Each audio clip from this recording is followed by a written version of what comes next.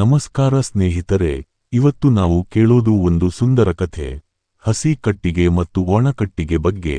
ಆದರೆ ಇದು ಸಾಮಾನ್ಯ ಕಥೆಯಲ್ಲ, ಅಜ್ಜಿಯ ಜ್ಞಾನ ತುಂಬಿದ ಜೀವನ ಪಾಠ ಇದೆ. ಒಂದು ಚಿಕ್ಕ ಹಳ್ಳಿಯಲ್ಲಿ ಒಬ್ಬ ಅಜ್ಜಿ ಇದ್ದಳು. ಅವಳಿಗೆ ಇಬ್ಬರು ಮೊಮ್ಮಕ್ಕಳು, ರಾಮು ಮತ್ತು ಸೀತಾ. ಅವರು ಇಬ್ಬರೂ ದಿನವಿಡೀ ಆಟವಾಡುತ್ತಿದ್ದರು, ಆದರೆ ಕೆಲಸ ಮಾಡೋಕೆ ಇಷ್ಟ ಇರಲಿಲ್ಲ. ಒಂದು ದಿನ ಅಜ್ಜಿ ಹೇಳಿದಳು, ನಾಳೆ ಮನೆಗೆ ಕಟ್ಟಿಗೆ ತಂದುಕೊಡಿ. ರಾಮು ಹಸಿ ಕಟ್ಟಿಗೆ ತರುತ್ತಾನೆ, ಸೀತಾ ಒಣ ಕಟ್ಟಿಗೆ ತರುತ್ತಾಳೆ. ಅಜ್ಜಿ ಎರಡು ಕಟ್ಟಿಗೆಗಳಿಂದ ಬೆಂಕಿ ಹಚ್ಚಲು ಪ್ರಯತ್ನಿಸುತ್ತಾಳೆ. ಹಸಿ ಕಟ್ಟಿಗೆ ಹೊಗೆ ಮಾತ್ರ ಬರುತ್ತದೆ, ಬೆಂಕಿ ಹಿಡಿಯುವುದಿಲ್ಲ. ಒಣ ಕಟ್ಟಿಗೆ ಸುಲಭವಾಗಿ ಬೆಂಕಿ ಹೊತ್ತಿಕೊಳ್ಳುತ್ತದೆ. ಅಜ್ಜಿ ನಗುತ್ತಾ ಹೇಳುತ್ತಾಳೆ, ಮಕ್ಕಳೇ, ಹಸಿ ಕಟ್ಟಿಗೆ ಎಂದರೆ ಅನುಭವವಿಲ್ಲದ ಜೀವನ, ಅದು ತಕ್ಷಣ ಕೆಲಸಕ್ಕೆ ಬರೋದಿಲ್ಲ. ಆದರೆ ಒಣ ಕಟ್ಟಿಗೆ ಎಂದರೆ ಅನುಭವ, ಸಹನೆ, ಅದು ಯಾವಾಗಲೂ ಉಪಯೋಗವಾಗುತ್ತದೆ.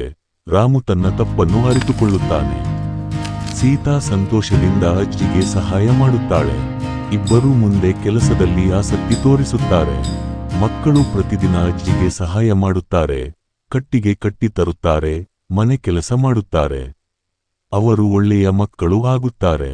ಅಜ್ಜಿ ಮಕ್ಕಳ ಕುರಿತು, ಜೀವನದಲ್ಲಿ ಸಹನೆ ಮತ್ತು ಅನುಭವ ಬಹಳ ಮುಖ್ಯ. ಒಣ ಕಟ್ಟಿಗೆ ಹಾಗೆ ನಾವು ತಯಾರಾಗಬೇಕು ಎಂದು ಬುದ್ಧಿವಾದ ಹೇಳಿದಳು.